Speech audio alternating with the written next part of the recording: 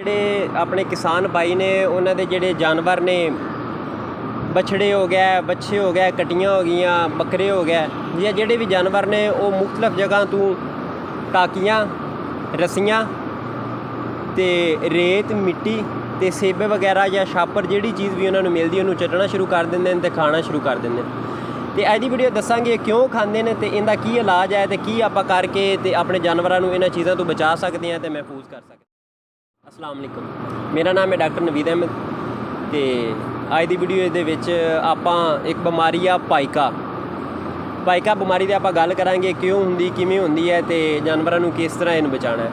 पाइका दे विच जिहड़े अपने जानवर हुंदे ना इन्हां नूं इस चीज़ का मसला बन जाता है कि अक्सर जानवर अगर कोई छापर मिल गया छापर खाना शुरू कर देंगे, चबाना शुरू कर देंगे, वो मिद्धे चला जाता है। रस्सी मिल जाती है रस्सी खाना शुरू कर देंगे, वो मिद्धे चला जाता है। तो रेत है या मिट्टी है जिहड़ी भी चीज़ उन्होंने मिलती है दीवारां चटना शुरू कर देंगे।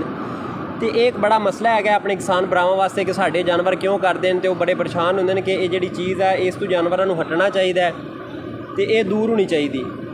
इनकी रीज़न पहली तो यह होंदी है कि आप जिहड़े जानवरों को डिवर्मिंग नहीं करते, पेट के कीड़ियां की वजह तो जानवर इस तरह करते हैं, पहली रीज़न ये होंदी है। दूसरी रीज़न ये होंदी है कि मिनरल्स जिहड़े मिलते होंदे ने मल्टीविटामिन्स यानी कि नमकियात जिन्हां विच आयरन कापर कैल्शियम विटामिन इस तरह दी चीज़ां मौजूद होंदियां। अगर उन्हां दी कमी होवे आपां जानवरां नूं वो नहीं अपने वंडे दे विच या जिहड़े आपां चारा पाने उहदे विच नहीं मिक्स करदे उनकी वजह तो ये मसला बनता है।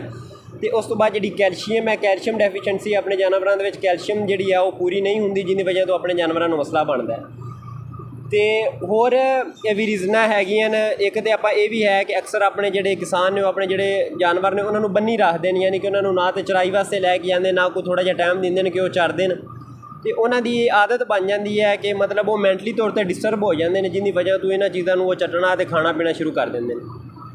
ये है सी चंद रीज़नां कि जानवर मतलब इस तरह क्यों करते हैं। तो उस बाद इन्हों तो बचना किवें है। पहले अपने कंसैप्ट है सी कि आप अगे जिहड़ा ना नमक उनके जिहड़े ठैले होंदे ने वो रख देंगे सी, लेकिन हुण अपने जिहड़े अक्सर किसान ने उन्होंने चीज़ों तो दूर हो गए ना, नमक नहीं रखते। नमक ना रखना भी एक बहुत वड्डी रीज़न हैगी है। तो वो नमक तुसीं रखोगे तो वो जिहड़ी नमक है नमकियात उनकी जिहड़ी कमी है पूरा करता है, जानवर नमक नूं चटदा है तो जिहड़ियां बाकी चीज़ां ने इन्हां नूं ना खांदा है ना तो चटदा है।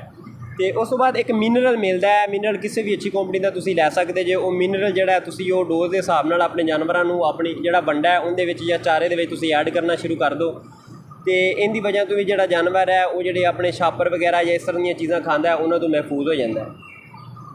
तो उस तो बाद अगर आप प्रॉपर एक गल करिए तो सब तो पहले तो तुसीं जिहड़ा जानवर है अपना जानवर कोई भी है वो इस तरह का जिहड़ा काम कर रहा है उन्होंने सब तो पहले तुसीं डिवर्मिंग करनी। किसी भी अच्छी कंपनी का डिवर्मर लै लो, डोज के हिसाब नाल तुसीं उहदी डिवर्मिंग कर देनी है। फिर उस तो बाद एक इंजैक्शन मिलता है फास्फान के नाम तो एक इंजैक्शन मिलता है, तुसीं अपने जानवर को लाजमी ला देना है। फास्फोरस की कमी की वजह तो भी जानवर ये करता है। दूसरा काम तीसरा काम तुसीं एक इंजैक्शन मिलता है एवरमैक्टिन एवोटेक, वो अपने जानवर को तुसीं ला देना है। पहले दिन तुसीं डिवर्मिंग कर देनी है, दूसरे दिन इंजैक्शन फास्फान ला देना है, तीसरे दिन उन्होंने एवोटेक ला देना है। तो उस तो बाद DCP पाउडर मिलता है, DCP डाई कैल्शियम फास्फेट, वो वजन तो डोज के हिसाब के मुताबिक तुसीं अपने जानवर को रैगूलरली देना शुरू कर देना। ठीक 10 या 12 दिनों बाद तुसीं देखोगे कि जानवर जिहड़ा अपना मिट्टी खांदा सी, छापर खांदा सी या दीवारां चढ़दा सी, ये बिल्कुल आदत उहदी खत्म हो जाएगी। जानवर अपना हैल्दी तो सेहतमंद होना शुरू हो जाएगा। तो उस बाद जानवर को कोशिश करना है कि चराइया लैके जाना, जानवर को बन्नण की कोशिश नहीं करनी, क्योंकि अगर तो मिट्टी इस तरह दी चीज़ां खांदे पेट के कीड़े बनते हैं। अगर छापर खा रहा छापर का ट्रीटमेंट कोई नहीं है, वो सर्जरी करनी पैंदी, बाद दफ़ा जानवर एक्सपायर हो जाते हैं। कोई 100 विचों कोई 5-10 ऐसे होंगे जिन्होंने बचाया जा सकता है, बाकी जोड़े जानवर अपने एक्सपायर होंगे जिन्हें वजह तो नुकसान होंदा है। जिहड़ियां चीज़ां ने तुहानूं दस्सियां ने ये तुसीं करो तो अपने जानवरों को जिहड़ी पाइका है उनकी बीमारी तो तुसीं हटा सकते जे। तो उम्मीद है कि मेरी ये वीडियो मेरे किसान भरावां नूं पसंद आई है। तो मेरी आने वाली वीडियो वास्ते मेरे चैनल को सबसक्राइब करो, मेरी वीडियो को लाइक करो ताकि मेरी हर आने वाली वीडियो तुहाडे तक पहुँचे। मेरा नाम है डॉक्टर नवीद अहमद। मिलते हैं नैक्सट वीडियो दे विच। खुदा हाफिज़।